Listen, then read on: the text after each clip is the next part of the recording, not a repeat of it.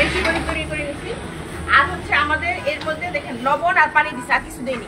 লবণের মধ্যে পানি। হ্যাঁ হ্যাঁ, আর বাকিটা করে দিব আমরা। এখানে 1 লিটার না বেশি তো, 4 কেজি, তাহলে 4 লিটার লবণের দ্রবণ বানাবেন। হ্যাঁ, তাহলে 400 গ্রাম লবণ, 400 গ্রাম লবণ না, আর হলো 3600 মতো পানি, 3600 ml পানি, 3600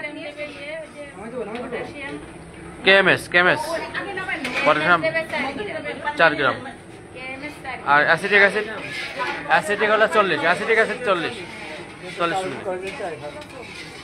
আমরা এখন অ্যাসিড দেই নেই, আমরা কেএমএস দেই নেই, জাস্ট পানি এবং লবণ। আমাদের যে মেজারমেন্ট ছিল 1 কেজি ফলের জন্য, সেই 1 কেজি ফলের জন্য হিসেবে আমরা 4 লিটার 4 কেজি ফলের যে দ্রবণটা সেটা আমরা তৈরি করে নিচ্ছি। এটা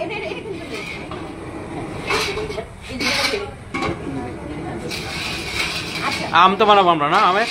এখন আমরা ব্লান্সিংয়ের পানিটা দিলাম। প্রথমে আমাদের দ্রবণের পানিটা শেষ। হ্যাঁ, দ্রবণের পানিটা আমরা তৈরি করে নিলাম। এর মধ্যে আমরা এখন কি দিব? 40 গ্রাম আচার নাকি মা? আমের আচার বানাবো। 4 গ্রাম কেএমএল। এটা গরম হলে সমস্যা নেই। কত গরম হবে এটা না না, গরমটা নির্দিষ্ট হবে। গরম হচ্ছে এটা ফোটানো যাবে না। আমার 80 থেকে 40 50-60 এর মধ্যে দ্রবণটা হইতে হবে। এটা মিশে গেছে। না, ফুটে নাই, ফুটলে 100 হয়ে যাবে।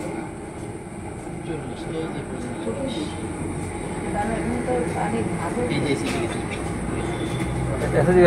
লিটার। হ্যাঁ, এটা দেখেন যে আমাদের হচ্ছে অ্যাসিডিক অ্যাসিড। হ্যাঁ, এটা হচ্ছে যে 99.9% পিউরিটি। এটা দেন আমাদের। আমরা সেই অ্যাসিডিক অ্যাসিডটা দিব 30-40 ml।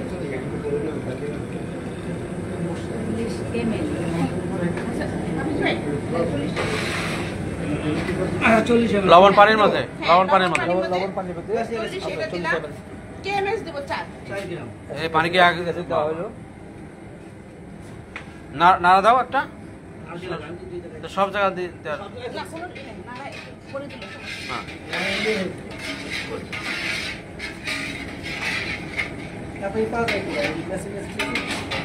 এগুলো ঢাকায় পাওয়া যায়। আর ওই যে আপনাদের এই বলবেন সব টাকা তাহলে আমাদের জন্য অসুবিধা নেই। যশোরে কিভাবে পাঠানো যায় ঢাকা থেকে? এটা দিলে 4 গ্রাম। কেএমএস 4 গ্রাম, 4 গ্রাম। 8 গ্রাম হয়ে গেছে, 8 গ্রাম। ওই আবার কাগজ আছে। একটু 19-20 হলে কোনো সমস্যা নাই, ঠিক আছে? হ্যাঁ, যতটুকু। না 4 গ্রাম দিও। হ্যাঁ, ঠিক আছে। 4.12 এগুলা কাছাকাছি। হুম,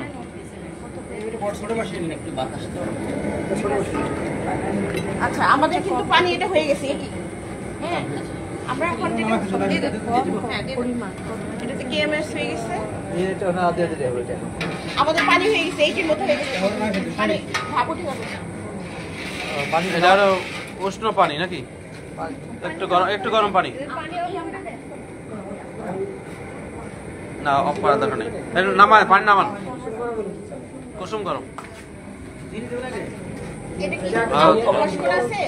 না না না, হ্যাঁ আচারের ব্যবস্থা করতেছি। আচ্ছা, আমগুলো ওয়াশ করে উঠিয়ে দেব। এটা হয়ে গেছে। পানিটা অফ করে বালতি। আমাদের কিন্তু দ্রবণ হয়ে গেছে। দ্রবণ হয়েছে প্লাস। আচ্ছা, এটার মধ্যে দিতে পারবেন? আম কেটে দিতে হবে না নাকি পুরো আম? আস্তা আম? আচ্ছা, ইন কেস যদি আপনারা লার্জ দেওয়া হয়, হ্যাঁ দিয়ে দেন। দিয়ে দেন, আর রাখা যাবে না, একবার দিয়ে দেন। পরে ঠান্ডা পানি দিতে হবে। পরে ঠান্ডা পানি দিলে কিন্তু আমার ওয়াশিংটা হয়ে যাচ্ছে, ঠিক আছে? ওই আর দিয়ে না, হালকা কুসুম গরম পানিতে ওই যে ঠান্ডা পানি ওয়াশ এর মধ্যে সবাই। আমাদের এটা হয়ে গেছে। এখন আমরা যেটা করব, ওই পানি আবার আনতে হবে, ঠান্ডা পানি ওইটাতে দিয়ে আমরা এটা আমাদের দেখা যাবে। পানি গরম 2 মিনিট।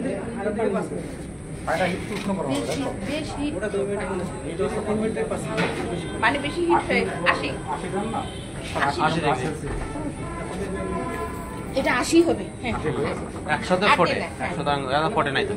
ভাগ উঠলে 90 এর কাছাকাছি চলে যাবে। মানে হাতের হ্যাঁ ফোটছে, ফোটা এটাকে কিন্তু আমাদের কিন্তু টেম্পারেচার রাইজ করবে। সেক্ষেত্রে এটা যদি আমার কি করতে হবে নামাই রাখলাম 100 তাহলে আমাদের 1 মিনিট হয়ে গেছে, আরেক মিনিট হলে ওখানে আমরা কি করব ঠান্ডা নরমাল পানিতে ধরবো।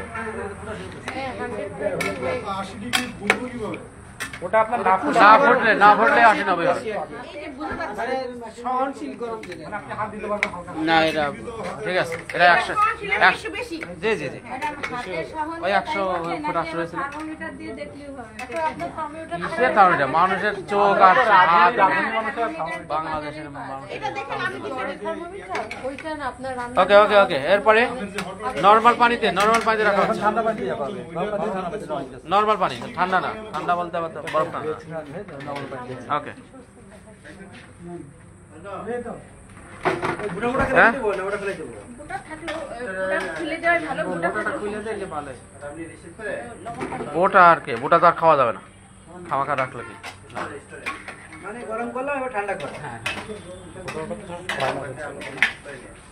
ফ্রি সেম জীবাণুটা ধ্বংস হয়ে গেল। এটা হচ্ছে কি ওর যে শ্বাস প্রশ্বাসটা রেসপিরেশন। হ্যাঁ রেসপিরেশনটা বন্ধ করা হলো। দেখেন আপনি যখন গাছ থেকে একটা 5টা বেগুন ছিলেন, হ্যাঁ প্রথম দিন কত সতেজ থাকে, পরের দিন একটু হয়, তারপরের দিন কিন্তু হয়, এরকম ঘটে 5টা বেগুন 5 দিনের দিন দেখবেন যে ড্রাই হয়ে গেছে। ঠিক আছে, আপনি যদি এরকম গরম পানি করে ওকে আচ্ছা যেগুলো আমরা অফিস থেকে পাচ্ছি এগুলো তো এই কাজ করা লাগে। তাহলে সেই বেগুন কুচ খাবে না তাই তো? নষ্ট হয়ে যাচ্ছে তো ভাই বাসার আমগুলো। হ্যাঁ দিয়ে রাখতে হবে তো। দিয়ে সুন্দর করে তারপর কি করে প্যানের বাতাসে দিয়ে রাখতে হবে। না এটা হলো লবণ। সার্ফেক্সেলে দিয়ে রাখতে তাও তো সার্ফেক্সেল পটাশিয়াম পারম্যাঙ্গানেট দিয়ে রাখতে তাই? দিয়ে রাখতে তাও তো। আচ্ছা এটা লবণ পানি যেটা বানানো হলো গ্লাসে রেখে দেবো তাই তো? কেএমএস সলিউশন দিয়ে। সালেহিন ভাই এবার বলবেন না এটা তো সহজ। কাজটা হয়েছে। হ্যাঁ হ্যাঁ না আমরা একজন হলে শিখতে পারি। না আমরা বুঝছি, সবাই বুঝছি। যখন আমরা হ্যাঁ লাগাই দিলাম, এরপরে এটাই সংরক্ষণ। 1 বছর 1 বছর আমাদের নাম জানিতে হবে। এভাবে আম রাখলে 1 বছর, তাহলে আমাদের ওই 2টা কিনতেই হবে। এটা ফ্রিজ ছাড়া 1 বছর তাই তো? ওটা আরো ফ্রিজ ছাড়া 1 বছর আম। দারুণ ব্যাপার না এটা, কিন্তু একটা দারুণ। হ্যাঁ এইটা তো আমরা শিখে গেলাম, কিন্তু ওই যে 2টা জিনিস এবার একটা ড্রাম ভাবেন, একটা ড্রাম বড় ড্রামে আপনি এবার সংরক্ষণ করবেন। গোলা মার্কেটে খুব বাড়ির মজা গাছ, আমাদের বাসায় আম গাছ আছে। গোলা মার্কেটে খুব মজা পাবে। আমাদের আম তো প্রতিদিন 5-6 কেজি দিচ্ছে এখান থেকে, সব নষ্ট এবং খারাপ লাগলে ফেলে দিচ্ছে। আমার বাসার গাছের আমগুলো মানুষ খেয়ে যায়। তাহলে হ্যাঁ এরপর কস্টেপ দিয়ে, কষ্ট করে খেয়ে যাবে। হ্যাঁ কস্টেপ দিয়ে ঠিক আছে। হ্যাঁ ঠিক আছে ওকে, আমরা একটু যাই স্যার। দারুণ দারুণ, থ্যাংক ইউ ম্যাডাম। এভাবে আম সংরক্ষণ 1 বছর পর্যন্ত করা যাবে ফ্রিজ ছাড়া। খুবই সহজ, খুবই সহজ। 1 বছর আম সংরক্ষণ করা যাবে।